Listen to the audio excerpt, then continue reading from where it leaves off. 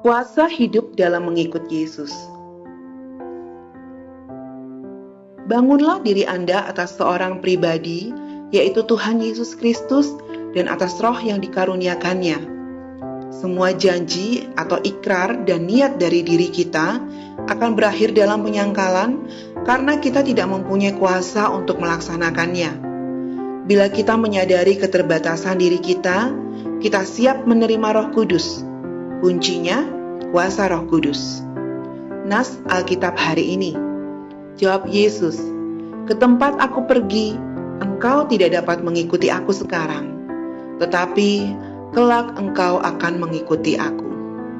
Yohanes 13 ayat 36.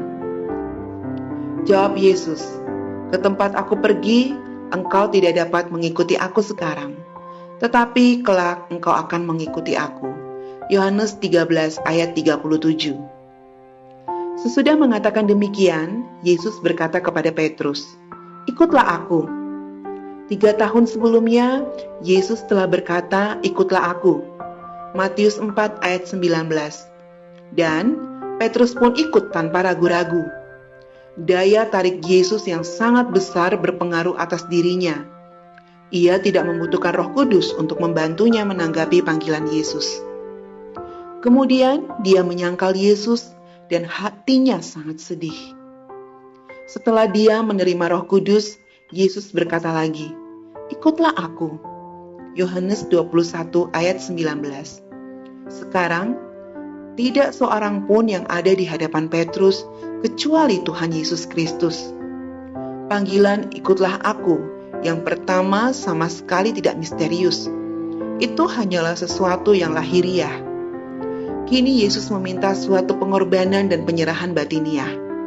Lihat Yohanes 21 ayat 18.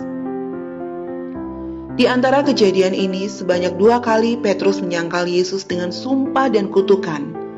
Lihat Matius 26 ayat 69-75. Akan tetapi dia kemudian menyadari keterbatasan dirinya sendiri dan seluruh kesanggupan dirinya.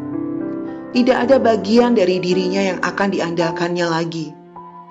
Dalam keadaan papa, dia akhirnya siap menerima semua yang disediakan Tuhan, yang telah bangkit bagi dirinya.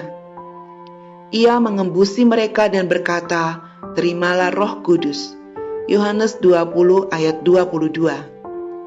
Apapun perubahan yang telah dikerjakan Allah di dalam diri Anda, janganlah sekali-kali mengandalkannya. Bangunlah diri Anda atas seorang pribadi, yaitu Tuhan Yesus Kristus, dan atas roh yang dikaruniakannya. Semua janji dan niat dari diri kita sendiri akan berakhir dalam penyangkalan karena tidak mempunyai kuasa untuk melaksanakannya. Bila kita menyadari keterbatasan diri kita sendiri, tidak hanya secara mental, tetapi seluruhnya, kita sanggup menerima Roh Kudus. Sekarang, hanya ada seorang yang mengarahkan perjalanan hidup Anda, yaitu Tuhan Yesus Kristus.